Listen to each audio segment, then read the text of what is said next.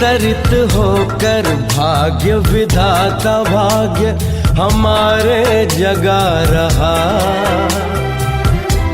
परमात्म शक्तियों वरदानों को प्यार है, अभिनंदन है।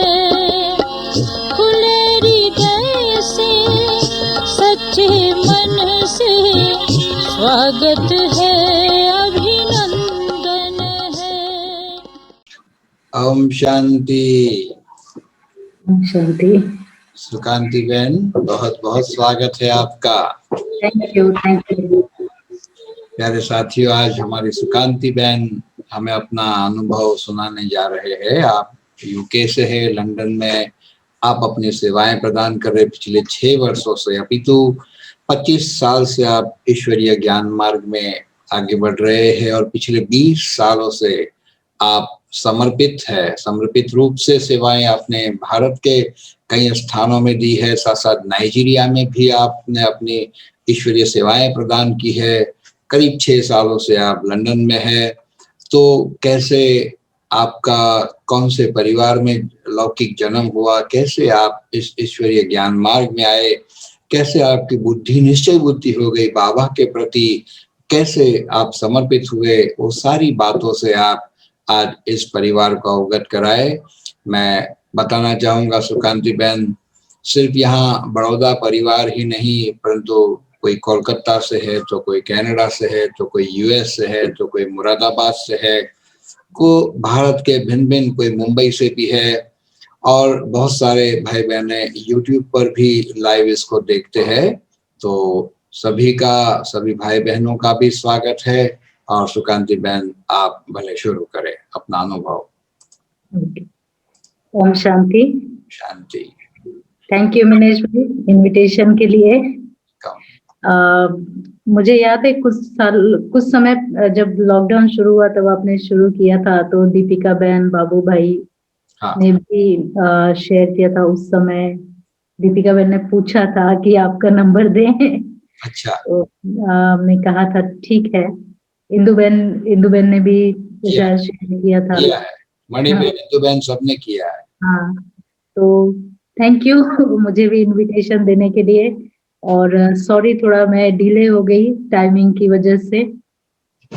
बाकी तो और जो भी देख रहे हैं, मैं देखा जब आपने मुझे इनविटेशन दिया उसके बाद मैंने चैनल देखा और मैंने करीबन 8 से 10 लोगों के अनुभव सुने। मुझे बहुत अच्छा लगा रियली।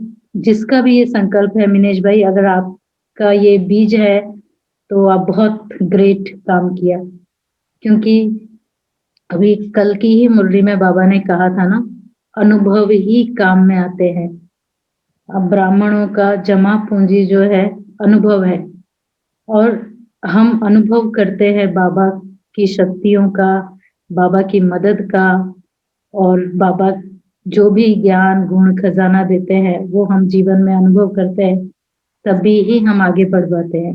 जी सुकांति बहन, ये स्वयं बाप दादा का ही संकल्प, ये डायरेक्शन बाप दादा ने दिया था। जब पूछा गया था बाबा को कि बाबा पुरुषार्थ को तीव्र करने के लिए क्या करे, तो अव्यक्त बाप दादा ने बताया था कि अनुभव सुनो और सुनाओ अनुभव। तो ये उसी संकल्प के आधार से हमने ये प्रोग्राम तैयार किया और सफलता हम सबके साथ सामने है, क्योंकि बाबा का ही साथ है, बाबा का ही संकल्प है। लेकिन निमित्त आप बने तो ये भी एक बहुत बड़ी बात है। इसलिए आपके ऊपर बहुत सारी दुआएं जाती है आपको, क्योंकि जब मैंने भी अनुभव सुने, कई ऐसे अनुभव है रियली ग्रेट। हम सभी जब बाबा के बनते हैं तो कोई ना कोई हमारे साथ एक इंसिडेंट होता है और हम बाबा के बन जाते हैं। वो 1 सेकंड की बात होती है। बाकी लौकिक में तो हमारा जन्म एक ब्राह्मण परिवार में हुआ। हम ब्राह्मण परिवार में हुआ तो काफी थोड़े से स्ट्रिक्ट भी थे हर चीज में।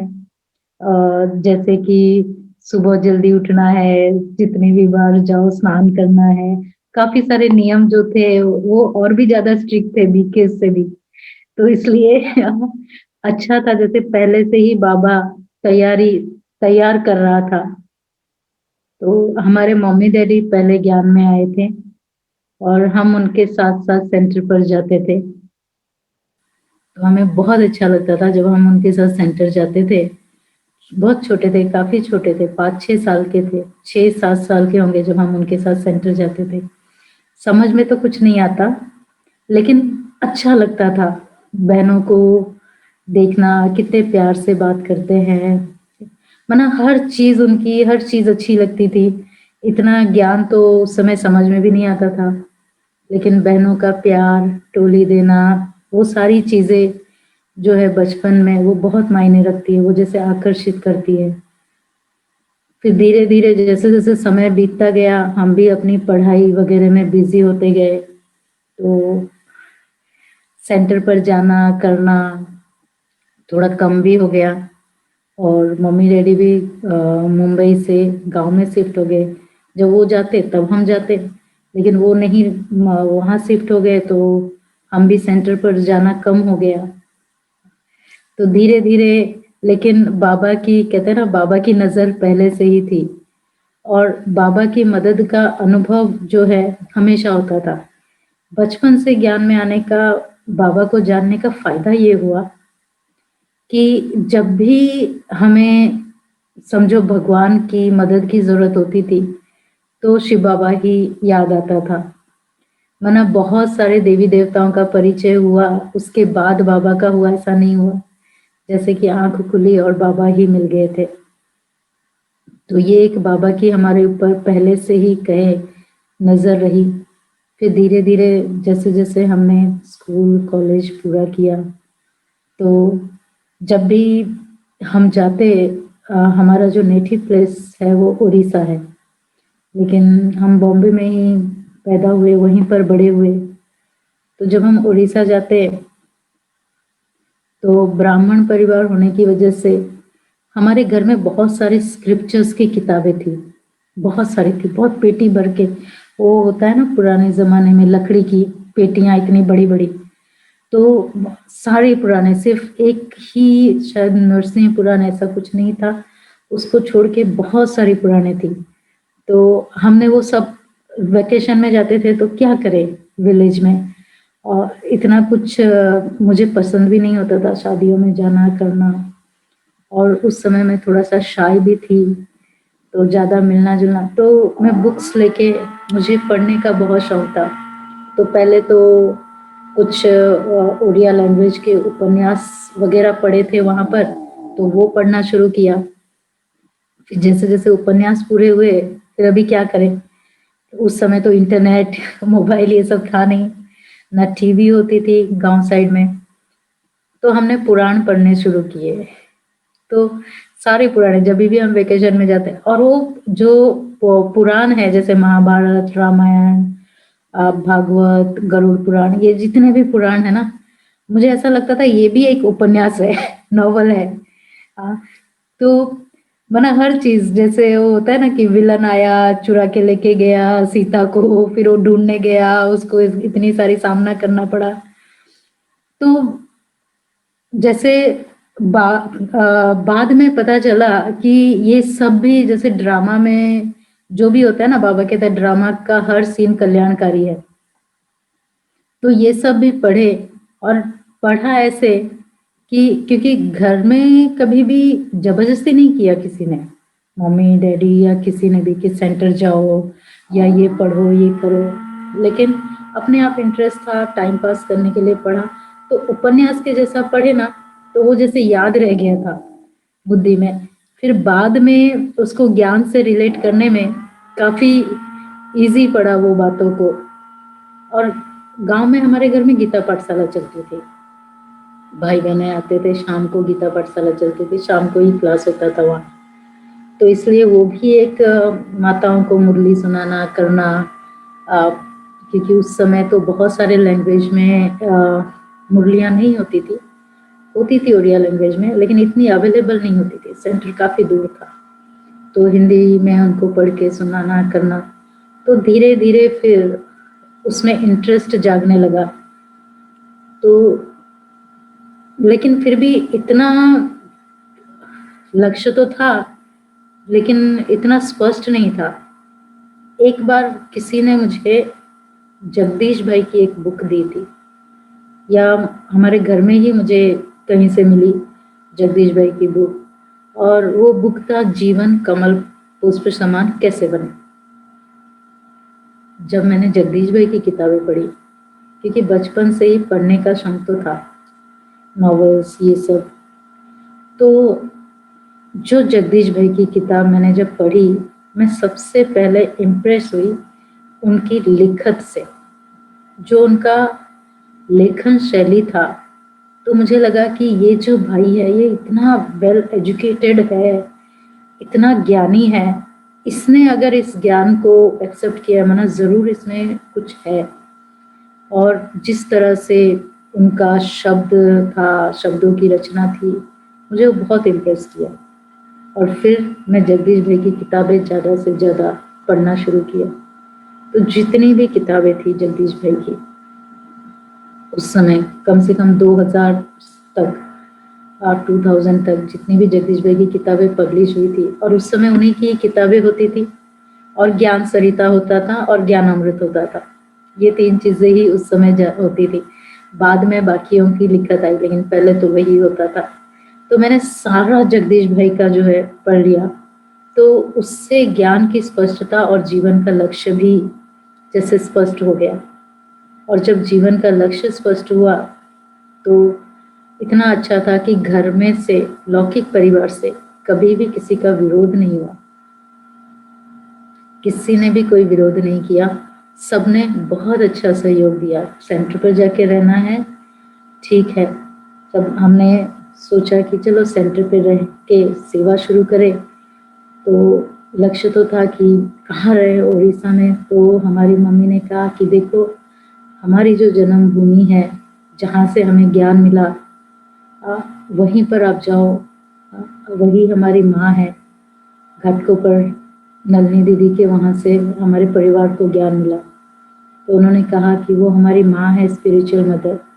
अगर आपको कहीं सेंटर पर रहने का आपका लक्ष्य है, तो वही सेंटर पर रहना है, अदरवाइज और कहीं नहीं।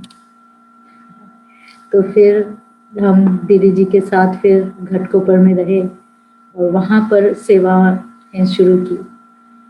जब हम सेंटर पर आए थे, जैसे बाबा कहता है कि आपके अंदर कोई विशेषता है तो आप उसको लगाओ, तो बाबा उस विशेषता को निखारता है। लेकिन मेरे केस में ऐसा नहीं है। मेरे केस में जब मैं बाबा के घर आई, मेरे पास कोई विशेषता थी ही नहीं। कोई विशेषता नहीं थी, एक अपने आप के सिवा बस इतना ही पता था, जागना है, सेंटर पे रहना है।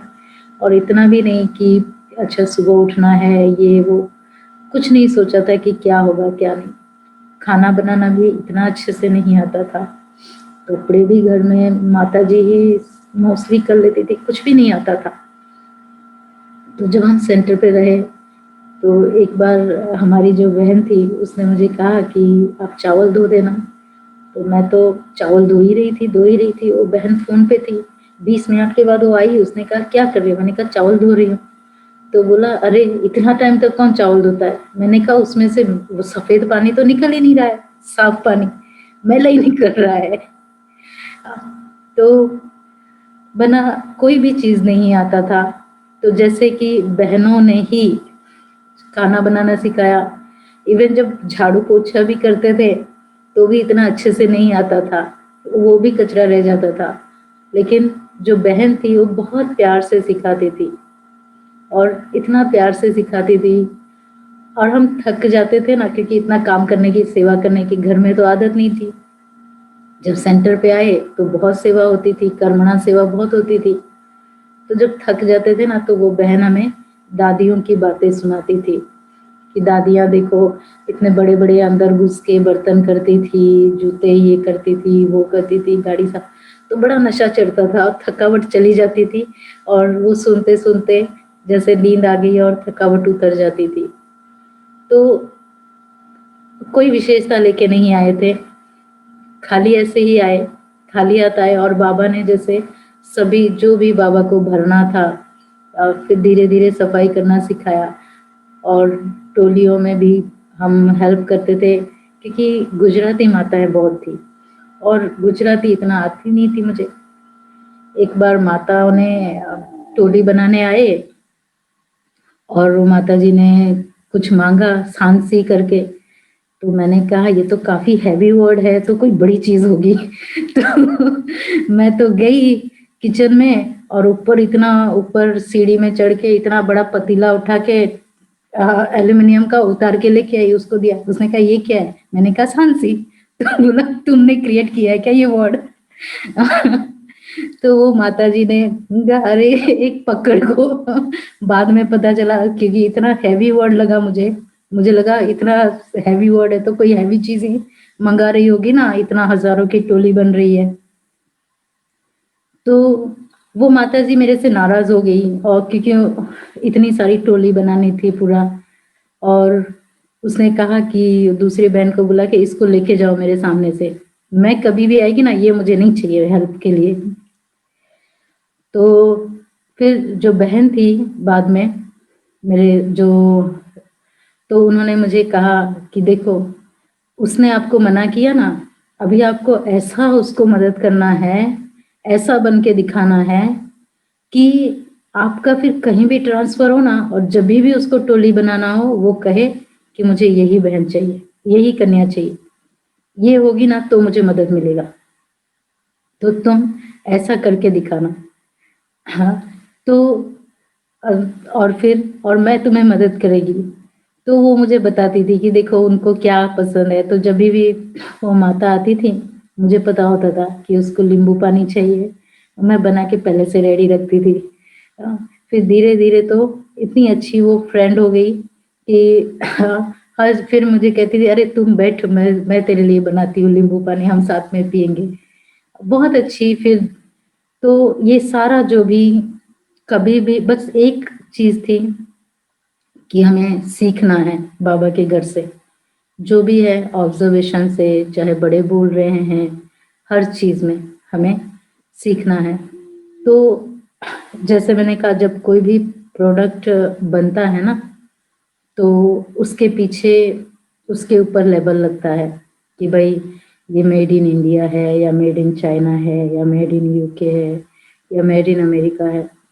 तो आज मैं जो भी हूँ मेड इन ब्रह्मा कुमारी से हूँ। हाँ, चाहे वो खाना बनाना हो, चाहे सफाई करना हो, इवन बोलना भी।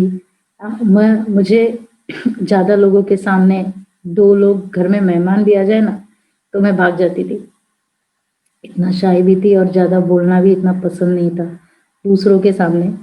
पता नहीं घर में बोलती होंगी कि नहीं, अभी तो इतना याद नहीं है। तो भाषण करना भी सिखाया, क्लासेस करना भी सिखाया, कैसे मनन चिंतन करना है तो सब सिखाया। एक बार टोली भी इतना बनाना कुछ नहीं आता था, तो धीरे धीरे सब कुछ जैसे बाबा के घर से बाबा ने ही सिखाया। एक बार तो एक सेंटर की बहन गुरुवार को, मैंने कहा मैं मैनेज कर लेगी, तो कहा क्या मैनेज करेंगी? तो खाना बनाने का क्या मैनेज करेंगी? तो मैंने कहा मैं कुछ फ्रूट या, तो कहा कि मुझे आपकी चिंता नहीं है आप क्या खाओगे, मुझे तो चिंता बाबा की है कि वो क्या खाएगा। तो मना तब जाके ये भी रियलाइज हुआ कि हमें अपना नहीं सोचना है। हम चाहे घर में रह रहे हो या सेंटर पे रह रहे हो, हमेशा हमें ये सोचना है कि हमारे साथ एक सदस्य और भी है, बाबा हमारे साथ है। आप भले बासी खाना खा लोगे, क्या बाबा को बासी खाना खिलाएंगे? आप भले फ्रूट खा के रह लोगे, क्या बाबा को फ्रूट और सेम उमरा से काम चलेगा? दूध पानी, कई बार आप फ्रूट और दूध लगा देते हैं, मैं तो कल का खा लूंगा, नहीं। तो उससे हमने ये सीखा कि भले आपको बाबा को रोज फ्रेश और अच्छे से थाली में खाना लगना चाहिए, और उसके लिए तो मैंने टोली बनाना, खाना बनाना दिल से सीखा कि नहीं, मुझे मेरे लिए नहीं, मुझे तो सिंपल चल जाता, लेकिन बाबा के लिए मुझे सीखना है और बाबा के लिए सब कुछ करना है। तो इस तरह से छोटी छोटी बातें जो बड़े जब भी हमें कहते हैं उसका कोई ना कोई बहुत बड़ा मायना होता है। तो सेवाएं तो चलती रहती थी, चल ही रही है अभी भी। फिर धीरे धीरे पार्ट भी बदला। दादी ने और जयंती बहन ने नाइजीरिया का इनविटेशन दिया। तो पहले तो पता ही नहीं था कि ये नाइजीरिया, लेगोस का नाम लिया तो लेगोस जो है नाइजीरिया में, तो पता ही नहीं था ये कहाँ है। फिर प्रवीणा बहन जो थी, और थोड़ा सा संकोच भी हो रहा था कि इतना दूर जाएं, कभी इतना दूर नहीं गए, इतना दूर जाएं सेवा में, क्या होगा, कैसे लोग होंगे। और फिर अफ्रीका के बारे में काफ़ी सारी नेगेटिव धारणाएं भी होती है। तो लेकिन प्रवीणा बहन ने भी हिम्मत, और जयंती बहन, एक बात मैंने नोट किया कि जयंती बहन का जो भी डायरेक्शन मिला उसमें हर चीज़ में उन्नति ही आगे के लिए होती ही गई। तो जैसे बाबा कहता ना, श्रीमत पर चलते जाओ और बाबा संभालता जाएगा। तो मैंने देखा है जब से मैंने जयंती बहन के संपर्क में आए और जैसे जैसे वो कहते गए और करते गए, उससे उन्नति ही होती गई। फिर नाइजीरिया का पार्ट खुला, और नाइजीरिया में जब हम गए वहाँ का तो बहुत अच्छा अनुभव। वहाँ पर क्या होता है कि अफ्रीकन कंट्रीज़ का आप लोग तो अच्छे से जानते होंगे, काफ़ी अनुभव भी सुने भी होंगे अभी तक। तो वहाँ आपको बाहर निकलो या कुछ भी हो तो आपके पास पैसे होने चाहिए, क्योंकि कभी भी पुलिस हो, कोई भी हो, चोर डाकू, कभी भी आपको आपके पास वो लोग आ सकते हैं। तो मुझे तो पता नहीं था, हम तो पहले पहले गए थे। तो एक बार हम एक भाई के फैक्ट्री में गए, उन्होंने बुलाया था कुछ काम से, तो मैं और इंदु बहन थे साथ में। हम गए, फिर वहाँ से रिटर्न आ रहे थे, और रिटर्न तभी मुझे 1-1.5 महीना ही हुआ था सेंटर पर नाइजीरिया जाके, लेगोस जाके, तो इतना नॉलेज नहीं था। तो आ रहे थे गाड़ी में, एक पुलिस वालों ने गाड़ी रुकाई, तो उसने कहा, वो लेडी आई और उसने कहा हेलो मैडम। तो मैंने कहा हेलो, तो उसने हाथ अंदर डाला, तो मैंने तो उसको हैंडशेक किया, दृष्टि दिया अच्छे से, लेकिन मुझे क्या पता था वो पैसे मांग रही है। मुझे तो पता ही नहीं था कि वो हैंडशेक करते हैं ना, आपको उनके हाथ में पैसा पकड़ाना होता है। मैं तो बड़े प्यार से उसका हाथ पकड़ा, दृष्टि दिया। वो फिर से बोले हेलो मैडम, हाथ हिलाए, मैं और 2 बार हिला दूं, हाँ Om Shanti, how are you. तो फिर बाद में 5 से 7 मिनट के बाद उसने कहा okay madam you go now. फिर बाद में वो जब हम आए और हमने बताया वो भाई को कि देखो ऐसे ऐसे रास्ते में पुलिस मिला था, तो कहा कि जब भी ऐसे कोई मिले ना, आपके पास जो भी हो एनवलप में, जितना भी बड़ा नोट हो, एक नोट निकाल के दे देना होता है। मैंने कहा लेकिन उन्होंने पैसा मांगा ही नहीं। तो उसने कहा अगर वो आपको हैंडशेक करते हैं, माना समझ जाना कि आपको उनको देना है। तो हमें तो पता ही नहीं था। और वो ये भी कहते थे कि आप भले वॉक करने भी जाओ ना बाहर, तो आपके पास कुछ पैसे होने चाहिए। अगर आपको कोई रुकाता है, पैसे मांगता है, तो शांति से, आपके पास पैसे हैं, मोबाइल है, जो भी है, शांति से दे दो, चुपचाप आ जाओ। हाँ, अगर हम वहाँ का रिवाज ही वो है, आपको पकड़ते हैं, आपको सारा दे देने का, फिर वो ब्लेस यू बोल के चले जाएंगे। अगर आप नहीं दोगे तो वो गोली मार के चले जाएंगे। तो या तो ब्लेसिंग लो या तो गोली लो। ये तो काफ़ी वहाँ पर ऐसे ही रहा। और बहुत अच्छे, जो मैंने सुना है ऐसा और देखा भी है कि नाइजीरिया में, लेगोस में सबसे ज़्यादा काले लोग बीकेस हैं, और उनकी धारणाएं भी बहुत पक्की हैं। गरीब हैं लेकिन धारणाओं में भी पक्के हैं। वहाँ पर सबसे सस्ता जो है सब्जियां नहीं होती है, मीट होता है, नॉनवेज सबसे सस्ता होता है, और उनके लिए सब्जियां खरीदना बहुत महंगा होता है। फिर भी वो लोग वेजिटेरियन रहते हैं, रोज़ मुरली सुनने आते थे और रोज़ अमृत वेला भी। तो इतना पक्का विदेशियों का, और इतना गरीब होने के बाद भी बाबा के धारणाओं में चलना, ये भी बहुत महान काम है। तो उन्होंने भी वहाँ विशेषता देखी और वहाँ से भी हमें काफ़ी कुछ सीखने को मिला। उस परिवार से भी, छोटा सा परिवार था जहाँ पर नया सेंटर खुला था, लेकिन काफ़ी अच्छा परिवार था। तो एक बार एक बहन वहाँ पर अपना अनुभव सुनाने, जब उसके साथ एक ऐसा इंसिडेंट हुआ कि वो एकदम शॉक में चली गई थी।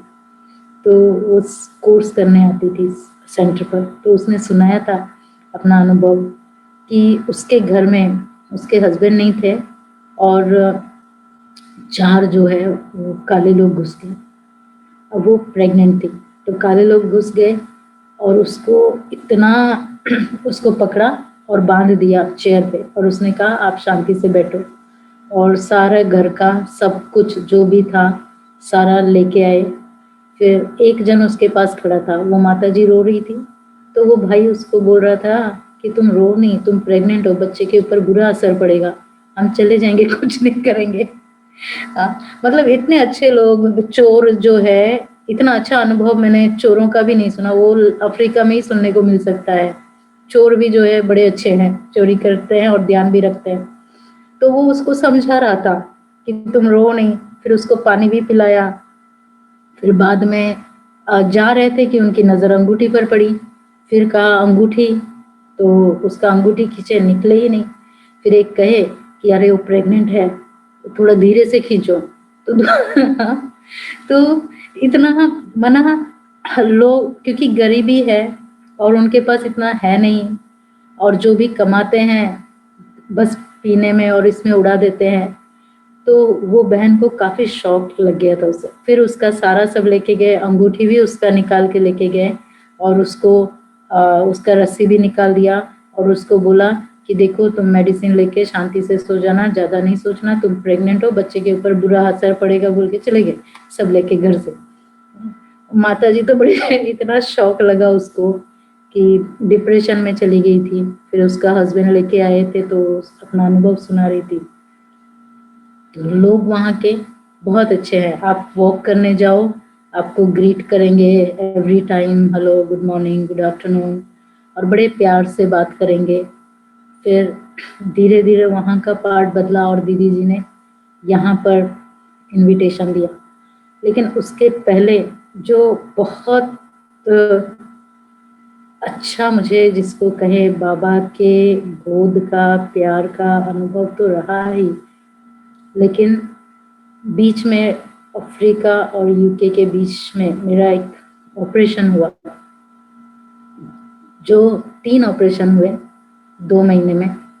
और एक ऑपरेशन ऐसा हुआ कि डॉक्टर की गलती हो गई, ऑपरेशन करते करते उसने मेरे इंटेस्टाइन में भी होल कर दिया 2-3 जगह, और उसको पता भी नहीं चला। उसको पता चला लेकिन उसको कौन से इंटेस्टाइन में किया मिल नहीं रहा था, और एनेस्थेसिया का असर खत्म हो रहा था, तो उसने सिलाई कर दिया और छोड़ दिया।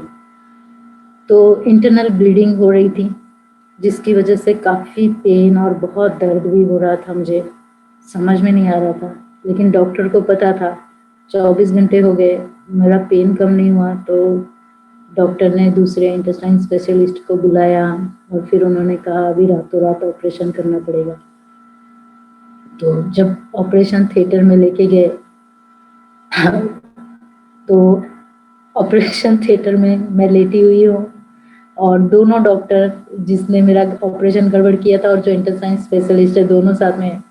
एनेस्थेसिया स्पेशलिस्ट आती है, वो मेरा रिपोर्ट पढ़ती है और बोलती है कि मैं इसको एनेस्थेसिया नहीं दे सकती। तो फिर उसने कहा कि मैं अभी इनको, आपने 2 दिन पहले ही ऑपरेशन किया और इतना हैवी एनेस्थेसिया दिया हुआ है, और इसके पहले 1 महीने पहले भी, तो इतना कंटिन्यू, और अभी जिस पोजीशन में आप, इसकी रिपोर्ट्स है, कुछ भी हो सकता है, पहले उनके पेरेंट्स की साइन लेके आओ, कि क्योंकि सेम केस कुछ समय पहले हुआ था और वो बहन शरीर छोड़ दी थी। तो उसने कहा कि पहले आप इनके पेरेंट्स से साइन लेके आओ, क्योंकि मुझे पता नहीं ये बचेगी कि नहीं इस ऑपरेशन के बाद। तो मेरा तो बीपी हाई हो गया वहाँ सुन के। तो वो मेरी डॉक्टर कहती है आप निश्चिंत रहो, आपका बीपी बढ़ रहा है, आपको कुछ नहीं होगा, स्पेशलिस्ट यहाँ है। आ, तो वो जो 1 सेकंड का था, जब मुझे डॉक्टर ने कहा कि आपका बीपी बढ़ गया, तब मुझे पता चला कि देखो, जैसे ही मैंने सुना कि शायद मैं नहीं रहूं, मेरा बीपी बढ़ गया, तो ये स्टेज में अगर मेरा शरीर छूटा तो क्या होगा। तो वो लोग साइन लाए करे, उसके बीच में तो टाइम था, तो मैंने फिर अपना अशरीरपन की स्थिति, और ऐसा लगा जैसे कि कुछ समय के लिए बाप दादा वहाँ आए थे, और फिर कब आया, कब इंजेक्शन दिया वो एनेस्थेसिया स्पेशलिस्ट ने, और कब ऑपरेशन हुआ, मुझे कुछ पता नहीं चला उसके बाद। जैसे कि बाबा ने मुझे उस समय अपने पास बुला लिया था, धीरे धीरे मैं कोई और ही जगह पर पहुंच गई थी। फिर उसके बाद जो है, जब मुझे होश आया तो मैं वेंटिलेटर पे थी। तो इतना दर्द वेंटिलेटर में हो रहा था, क्योंकि वो मशीन डाले हुए होते हैं, तो आप कुछ बोल भी नहीं सकते। और काफ़ी, क्योंकि बहुत अनकंफर्टेबल होता है, तो कम से कम 24 घंटे से लेस ही रहे हम वेंटिलेटर पे। तो इशारों से मैंने डॉक्टर को कहा कि मेरा ये निकालो, क्योंकि उन्होंने हाथ पांव भी बांध दिए थे ताकि हम अपने आप निकाल ना दे। तो डॉक्टर कहे नहीं, आप सांस नहीं ले पा रहे हो, आपको ऑब्जर्वेशन में रखा गया है, आप सांस लोगे तो इतना दर्द हो। और डॉक्टर ने कहा आपको, फिर उन्होंने मुझे दवाई दिया, मैं सो गई, वापस उठी तो सेम। तो मैंने कहा देखो मैं सांस ले रही हूँ, मैंने उनको इशारे से किया, तो उन्होंने कहा नहीं।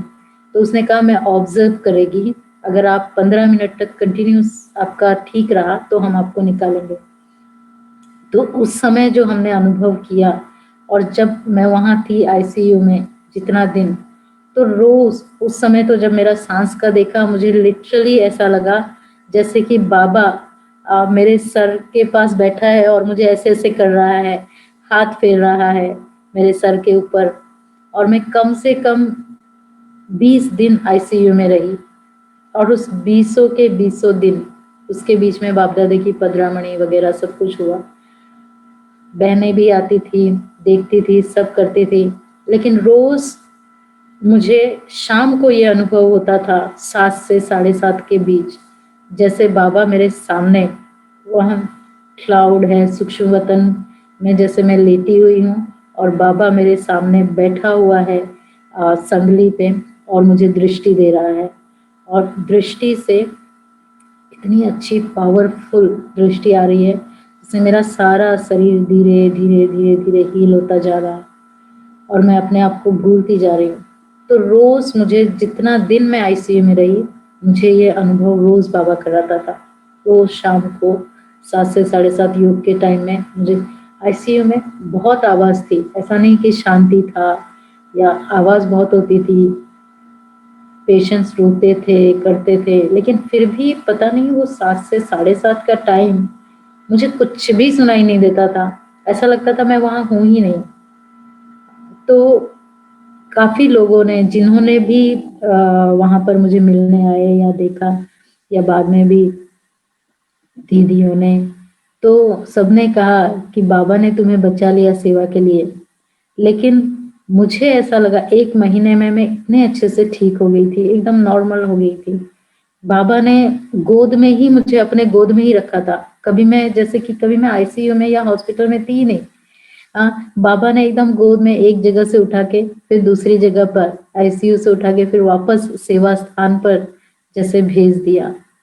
तो जब हम, क्योंकि वो जब ऑपरेशन होने के पहले जो मेरा बीपी बढ़ा था, और उसके बाद जो मैंने बाबा को संकल्प किया था, बाबा मैं तो आपकी ही हूँ, अभी आपको जो करना है, ऊपर आना है, कहीं और सेवा में भेजना है, यहीं सेवा में रखना है, बस मैं रेडी हूँ अभी। और उसके बाद बाबा ने जो अनुभव करा है उस 1 महीने में, और जो हमने अशरीरीपन का या सूक्ष्म वतन का जो अनुभव किया, वो बहुत अच्छा अनुभव था कि बाबा हमारा साथ और हाथ कभी नहीं छोड़ता। हम भले कभी कभी भूल जाते हैं, लेकिन बाबा हमारा साथ हाथ कभी नहीं छोड़ता। फिर उसके बाद तो दीदी जी से लंदन आने का प्रोग्राम बनाया दीदी जी ने, तो मुझे याद है जब फर्स्ट टाइम मैं जयंती दीदी से मिली थी मधुबन में, फिर उसके बाद जब मैं लेगोस में थी तब जयंती दीदी वहाँ आई थी कुछ समय के लिए, 1 वीक के लिए आई थी और वहाँ काफ़ी प्रोग्राम था। तो जो हमारा सेंटर था वहाँ दीदी रुके हुए थे, 1 रात वहाँ रुके थे, 1 या 2 रात। तो इतनी निर्माणता जयंती दीदी में कि एक बार अमृत वेले के बाद ऐसे ही कुछ आवाज़ आया किचन में, तो मैं किचन में गई अमृत वेले के बाद या मुरली क्लास के आधा पौना घंटा पहले। तो देखा दीदी किचन में थी और दीदी जो है एप्पल काट रही थी। तो मैंने कहा दीदी आप मुझे बुला लेते, मैं दे देती। तो दीदी ने कहा नहीं इट्स ओके, मुझे मिल गया, इतना बड़ा भी किचन नहीं है, मिल गया, आपके लिए भी काट दूं, आप खाएंगे कुछ? तो मुझे इतना वो समय ऐसा फील हुआ कि देखो अगर दीदी चाहते, हम वहाँ 2 बहनें थी, वहाँ सर्वेंट भी होते हैं, तो दीदी बोल सकते थे कि मेरे लिए एप्पल काट के ला दो कमरे में या मुझे काट के दे दो। लेकिन ये मैंने जितनी ऊंची स्टेज उतना ही नम्रता। जैसे बाबा ने 2 दिन पहले भी मुरली में कहा था ना, पढ़ाई से कैरेक्टर बनते हैं, तो पढ़ाई से नम्रता आती है। तो ये पढ़ाई कितना हमारे जीवन में है ये देखने में मिलता है उसके बिहेवियर से, कैरेक्टर से। तो उस समय सच में जैसे कि जब दीदी ने मुझे पूछा था कि आप खाएंगे मैं काट दूं, तो मुझे तो ऐसा लगा था वाओ फर्स्ट टाइम किसी को दीदी ने, तो मैंने तो कहा नहीं हमको तो नहीं चाहिए। तो उसी तरह तो मैंने देखा दीदी में, दीदी जी के साथ यूके में भी स्विट्जरलैंड फ्रांस में ट्रैवल करने का चांस मिला, तो वहां पर भी देखा कि जब हम दीदी के साथ जाते हैं तो दीदी हमारा बहुत ध्यान रखती हैं। तो ऐसा नहीं कि हम दीदी के साथ जाते हैं तो हमें दीदी का ध्यान रखना है, लेकिन उल्टा वो हमारा उससे भी ज्यादा ध्यान रखती है। एक बार हम स्विट्जरलैंड जा रहे थे और दीदी का फर्स्ट क्लास में फ्लाइट था, तो उन्होंने मेरा भी फर्स्ट क्लास ही कराया कि साथ में चलेंगे। और जब हम गए लॉन्च में तो दीदी तो वीगन है, लेकिन दीदी को पता था कि मुझे योगर्ट बहुत पसंद है, तो वो अपने लिए चाय लेने गई, कॉफ़ी बनाने वहाँ गई या स्पून लेने गई, तो वो मेरे लिए वहाँ से 2 डब्बे दही के भी लेके आई कि आपको दही पसंद है ना, आपने सुबह से कुछ खाया नहीं होगा, दही और थेपला खा लो, आपके लिए थेपला लाई हूँ। तो मना इतनी बड़ी, जबकि मुझे उनका ध्यान रखना चाहिए कि दीदी आपको क्या ला के दूं क्या नहीं, लेकिन वो हमारा और ही ध्यान रखती हैं।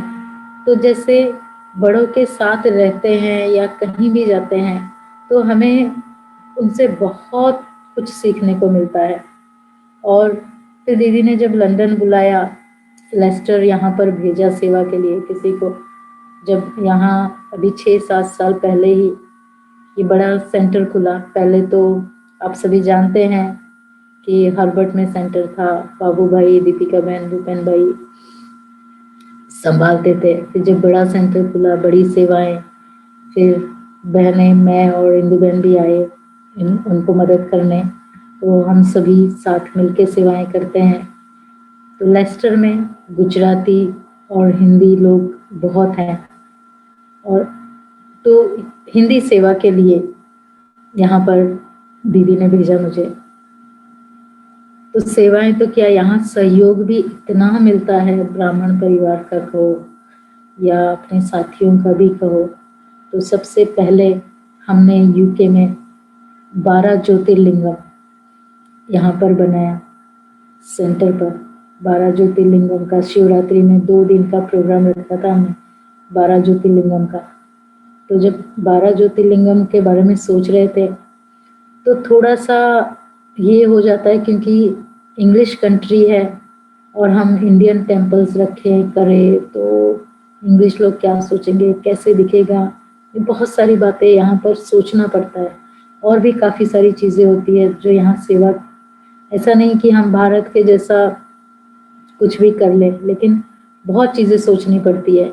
लेकिन फिर भी जैसे बाबा को अपना जो काम करना होता है, हमने देखा बाबा अपना काम करा लेता है, चाहे वो GDPR हो, हेल्थ एंड सेफ्टी हो, जो भी रूल्स हो सारे पास हो जाते हैं। तो इतना अच्छा बाबू भाई ने मुझे कहा कि आप निश्चिंत रहो, आपको जो करना है, जो भारत से मंगाना है, कुछ भी चाहिए आप मुझे बताना मैं हूँ। हाँ, तो फिर हमने 12 ज्योतिर्लिंगम का रखा था। तो इतनी अच्छी सेवा उससे हुई। आसपास के जो मंदिर के पुजारी हैं वो अपने ट्रस्टीज को लेके आए थे कि हम मंदिर में भी इतना नहीं कर सकते, ये देखो ब्रह्मा कुमारी कितना कर रहे हैं। जो मान्यता ऐसी हो गई थी ना कि ये लोग भगवान को मानते नहीं हैं, हाँ, वो लोग ही अपने ट्रस्टीज को लेके आते थे कि हम भी ऐसा बना सकते हैं, ये लोग तो हमसे कितना अच्छा करते हैं।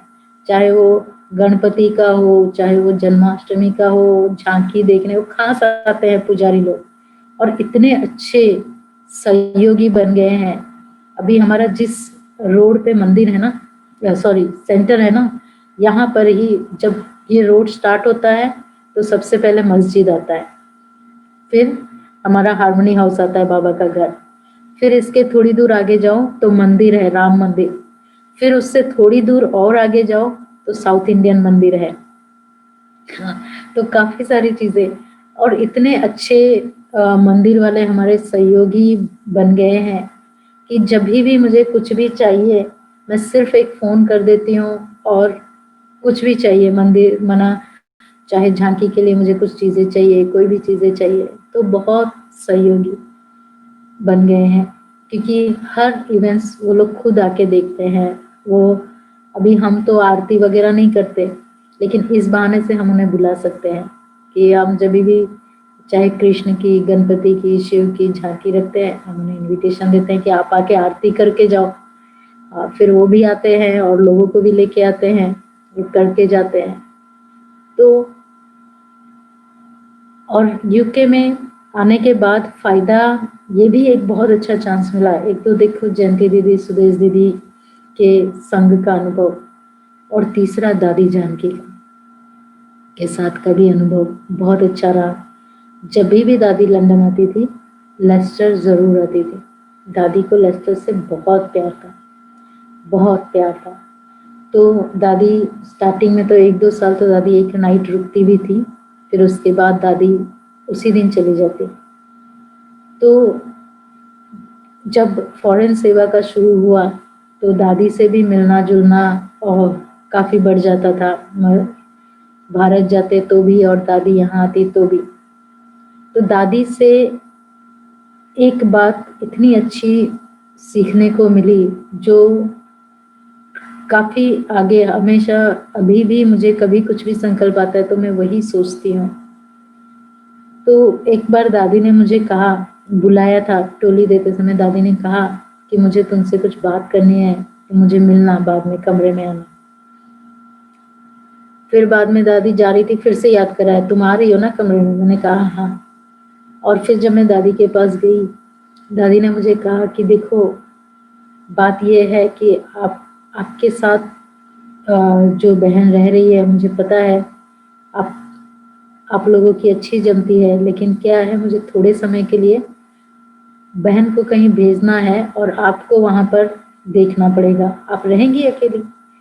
तो मैंने कहा कि दादी अकेले रहने का तो कोई ये नहीं है, लेकिन क्या है, जो वहाँ के लोग हैं ना, जो वहाँ तो वो जो है मुझे अपना समझते ही नहीं है, वो मुझे एक्सेप्ट ही नहीं कर रहे। मैंने इस तरह से दादी को कहा, और दादी मुझे दादी, मुझे याद है अभी भी दादी के एक्सप्रेशंस, हाव भाव मुझे याद आते हैं। दादी ने कहा वो क्यों तुम्हें करेंगे, तुम उन्हें एक्सेप्ट करो।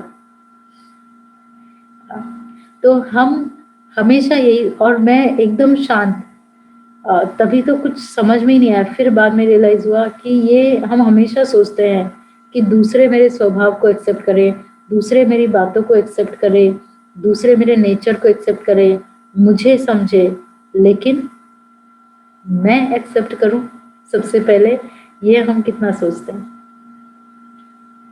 फिर उसके बाद से जब दादी ने ये शब्द कहे ना, उसके बाद से मैंने कभी भी आज तक मैंने ये नहीं सोचा कि ये आत्मा मुझे एक्सेप्ट करे, नहीं, मुझे सबको एक्सेप्ट करना है। मुझे हर एक के स्वभाव संस्कार को एक्सेप्ट करना है, जो जैसा है उसको एक्सेप्ट करना है। हर एक आत्मा को उसके गुणों के साथ, और गुणों के साथ साथ कोई संपूर्ण तो बना ही नहीं, मेरे में अवगुण है तो हर किसी में हो सकता है, उस चीज को एक्सेप्ट करे। तो जब मैंने ये बात अप्लाई किया अपने लाइफ में, उसके बाद से देखा जिन्हों के साथ भी मेरे संस्कारों का थोड़ा बहुत टकराव होता था या उदासी आती थी, कभी कभी ऐसे भी संकल्प चलते ना, हमें कोई समझता ही नहीं, तो ये सारी चीजें है ना जैसे निकल गई। मना उस दिन जैसे दादी से ये वरदान मिल गया मुझे, कि किसी की ना संस्कारों का टक्कर, ना अपने उदासी का कारण, ना किसी से मेल जोल नहीं हो रहा है, नहीं, हर चीज। तो मैंने उससे सिर्फ यही नहीं सीखा कि आत्माओं को एक्सेप्ट करना है, बल्कि सिचुएशंस को भी, प्रकृति को भी, और अगर हमें हमारी शारीरिक कोई भी चीज आती है, बीमारी या कुछ भी, उसको भी हमें एक्सेप्ट करना है। क्यों? क्योंकि ये हमें कहीं ना कहीं मदद करता है कनेक्ट करने के लिए। क्योंकि मैंने अभी भी जब मैं अपने पास्ट में को कभी भी सोचूं, तो मुझे याद आता है जब मुझे बहुत ज़्यादा तकलीफ थी हॉस्पिटल में, तब मुझे बहुत ज़्यादा बाबा का अनुभव था। तो अभी भी जब मुझे शारीरिक पीड़ा होंगी ज़्यादा, तो बहुत ज़्यादा हम अनुभव भी उसी समय ही कर पाते हैं। खुशी में तो अनुभव तो तभी ही होता है, मुख्य मेन अनुभव, स्टेज तभी ही पता चलती है। तो ये दादी जी की जो बात है, वैसे तो काफ़ी सारी बातें हैं। दादी जब भी लेक्चर आती थी तो हम देखते थे हंसाबेन कितना दादी का ध्यान रखती है, और हमें भी दादी से उतना ही मिलने का चांस देती है। तो दादी अपने थाली से हमें खिलाती थी। और एक बार तो हम इतना बिजी थे, दादी ने खाना खा लिया था, और दादी मैं अचानक से किचन में गई, और फिर दादी ने कहा आपने खाना खाया? मैंने कहा नहीं। तो दादी ने कहा बैठो। तो मुझे दूसरे फोन्स आ रहे थे कि आप आओ ऑडिटोरियम में, कुछ सेटअप करना है, लेकिन अभी मैं क्या करूं? तो दादी ने कहा तुम बैठो, मैं तुम्हें पिरोसती हूँ। और दादी ने मेरी थाली बनाई थी। तो इस टाइप से जो बड़ों का प्यार मिला है, और जो सीखा है हमने, कि दादी ऐसे भी कह सकती थी ना, चलो किसी और से भी पिरोसा सकती थी, लेकिन फिर भी दादी ने थाली में रोटी डाली थी और राइस डाला था, मुझे याद है। फिर मैंने दादी को कहा नहीं दादी मैं ले लेंगी। तो अब क्या, ये अनुभव तो कहने जाए तो बहुत कुछ है, लेकिन जो हमने सीखा, एक तो दादी से ये बात जो मुझे हमेशा मदद करती है। दूसरा, जयंती दीदी का हर समय, दीदी ने मुझे लेगोस जाने कहा, वहाँ भी मेरी उन्नति हुई। काफ़ी सारे अंदर नहा चल रहे थे, यूके आए हम भारत से इतना दूर, उसमें भी उन्नति ही हुई। फिर अब जब हम मधुबन में थे, उस समय कोविड का बहुत था, मार्च में, लास्ट ईयर फरवरी एंड और मार्च के स्टार्टिंग में, तो दीदी जी ने कहा कि आप चले जाओ वापस यूके। तो मैं मधुबन गई थी, लेकिन मम्मी से नहीं मिली थी। हमारे लौकिक मदर या लौकिक फैमिली मुंबई में रहती है, तो साल में एक बार ही जाना मिलना होता है। हम मिले नहीं थे, और मम्मी बहुत दिल थी। उस समय भारत में इतना नहीं था कोविड, यूके में ज़्यादा था। तो घर वाले बहुत फोर्स कर रहे थे, लौकिक फैमिली भाई, कि यूके में ज़्यादा, आप वहाँ क्यों जा रहे हो, इधर मुंबई आ जाओ, यहाँ रहो। 1 साल से मम्मी को मिले नहीं, लेकिन दीदी ने कहा कि नहीं, आप चले जाओ यूके।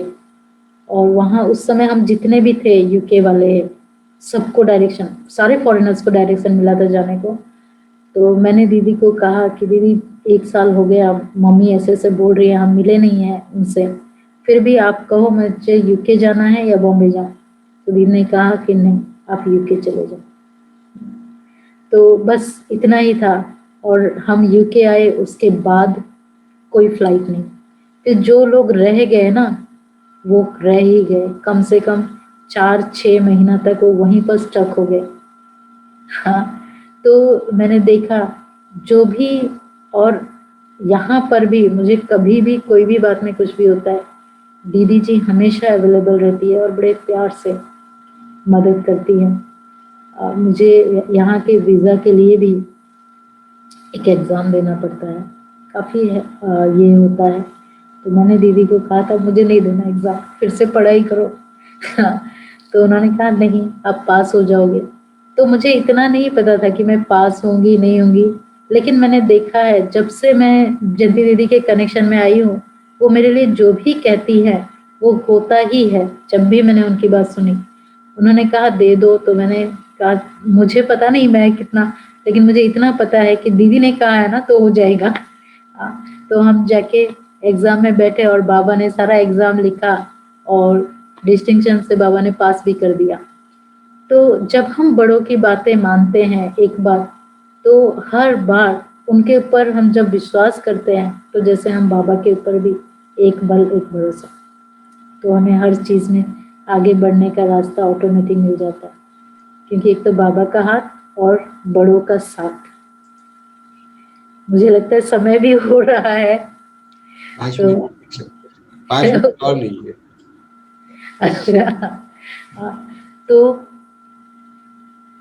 एक जीवन में कभी भी भले हमारा कुछ भी हो, कोई भी परिस्थिति आए, एक चीज़ ये भी सीखा मैंने दादी से कि दादी ने कभी बाबा से कोई कंप्लेन नहीं की।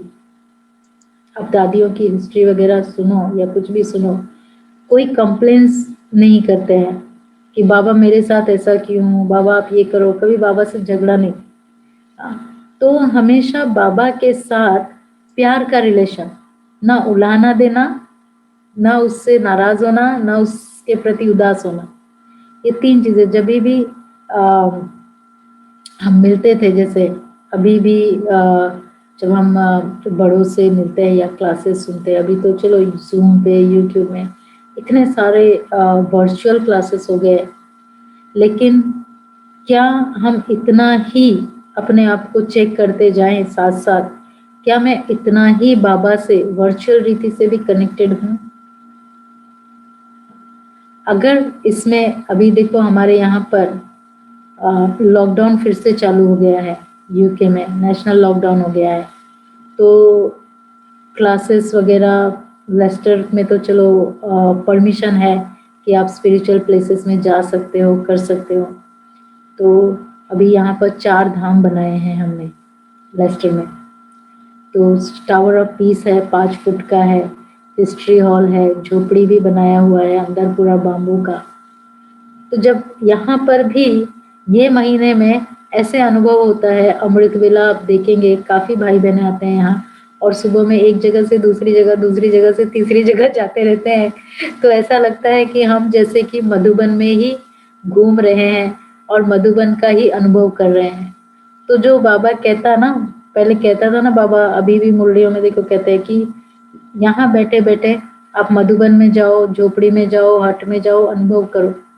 तो अभी वो समय आ गया है हमारा कि अभी हर चीज़ को, चाहे बाबा का ज्ञान हो, प्यार हो, बाबा की झोपड़ी हो, टावर ऑफ पीस हो, या सूक्ष्म वतन हो, परम धाम हो, ये समय है कि हम इसको इसी जन्म में अनुभव कर सकते हैं।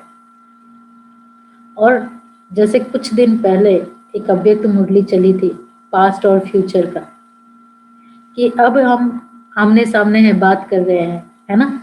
आप सभी मुझे लाइव देख रहे हो, मैं आप सभी को लाइव देख रही हूँ। तो ये क्या है? ये हमारा वर्तमान है। 10 मिनट के बाद यही हमारा पास्ट हो जाएगा, है ना। 10 मिनट के बाद ये पास्ट हिस्ट्री हो जाएगा। और इस समय हम जो भी लेन देन कर रहे हैं, और इन्हीं ज्ञान की बातों से ये हमारा भविष्य भी बनाएगा। क्यों? हमने आपस में 1 घंटे तक ज्ञान की चिट चैट की, तो ये ज्ञान की चिट चैट हमारा भाग्य जमा कर दिया। एक बात मुझे बहुत अच्छी लगी थी, एक बार मुझे किसी ने मैसेज भेजा था व्हाट्सएप में, डायलॉग बॉलीवुड का था, मैसेज बहुत बड़ा था। उसमें ऐसा था कि अगर 2000 का नोट या 1000 का नोट नीचे गिर जाए तो मैं उसको झुक के नहीं उठाता हूँ। उसने कहा था क्यों? क्योंकि उस 1 मिनट में जो मैं झुक के 1000 का नोट उठाऊंगा, उस 1 मिनट में मैं करोड़ों हजारों की डील करता हूँ, तो उसको उठाने के पीछे मैं टाइम वेस्ट नहीं करता। तो हम ब्राह्मण बच्चे भी, बाबा कहता है कदमों में पदम, एक संकल्प रूपी कदम एक पदम।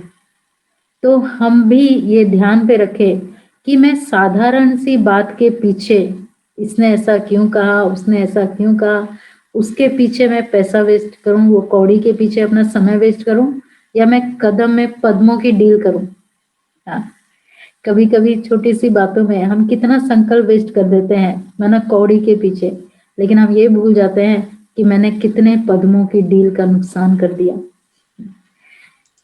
तो समय भी वैसे तो सुनते जाए बोलते जाए तो बाबा की बातें, इसी से ही तो कथाएं बन गई ना, बड़ी बड़ी पुराण बन गए। हाँ, तो पूरा ही नहीं होगा। तो हम यहीं पर फिर ओम शांति करते हैं।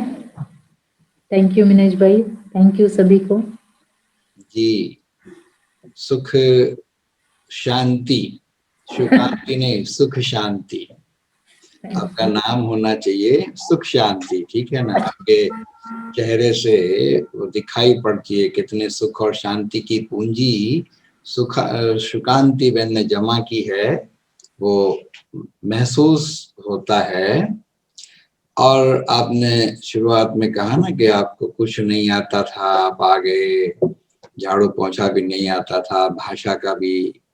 तो वास्तव में बाबा ने आपकी कुछ विशेषताओं को देख करके ही तो भेजा था। और जो मैंने आपके अनुभव से बात समझी, वो बाबा ने आपके अंदर महसूसता की शक्ति को देखा था, आपके अंदर महसूसता की शक्ति, और महसूसता की शक्ति के साथ साथ आपके पास एक और विशेष शक्ति थी और है, वो परिवर्तन की शक्ति। तो महसूसता और परिवर्तन की शक्ति में एक और शक्ति भी आपके पास है, और वो है गुणग्राहिता की विशेषता कहो या शक्ति कहो।